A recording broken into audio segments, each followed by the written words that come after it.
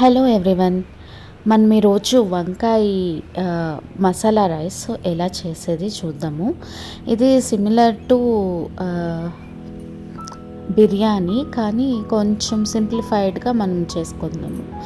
వంకాయల్ని కడుక్కొని మళ్ళీ ఆనియన్స్ని ఇలా చాప్ చేసుకొని మనము వంకాయలను చాప్ చేసుకొని పక్కకు పెట్టుకొని, సో ఆనియన్ని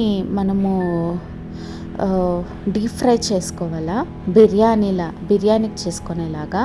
కానీ మరీ అంత బ్రౌన్గా కాకుండా ఆల్మోస్ట్ గోల్డెన్ కలర్ వచ్చే వరకు మనం ఫ్రై చేసుకోవాలి.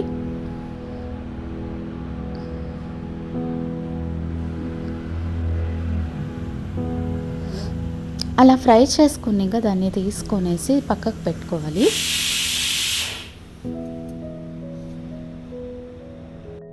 మళ్ళీ వంకాయల్ని బాగా ఫ్రై చేసుకోవాలి.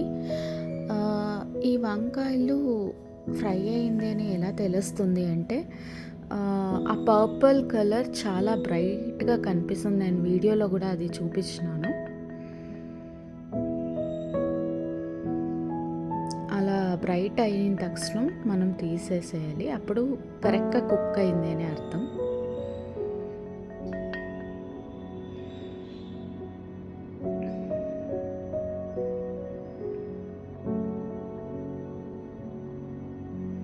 ఈ వంకాయ బిర్యానీ చాలా చాలా చాలా బిర్యానీ ఈజీ వర్షన్. ఇది చాలా బాగుంటుంది, మీరు ట్రై చేసి చూడండి. అండ్ ఈ మిక్సీకి వన్ టమోటో అయితే సరిపోతుంది. అండ్ ఫ్రై చేసిండే ఆనియన్స్ కొంచెం, తర్వాత కొబ్బరి. మీకు ఈ కొబ్బరి ఇష్టం లేకుంటే వదిలేయచ్చు.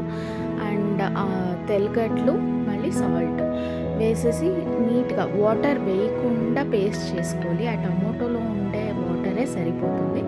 కరెక్ట్గా ఇలా పేస్ట్ చేసుకొని మళ్ళీ కొంచెం ఒగ్గరణ వేసి ఇలా నీట్గా కలిపేసుకుంటే మనకి ఈ మసాలా అనేది, వంకాయ మసాలా అనేది రెడీ అయిపోతుంది.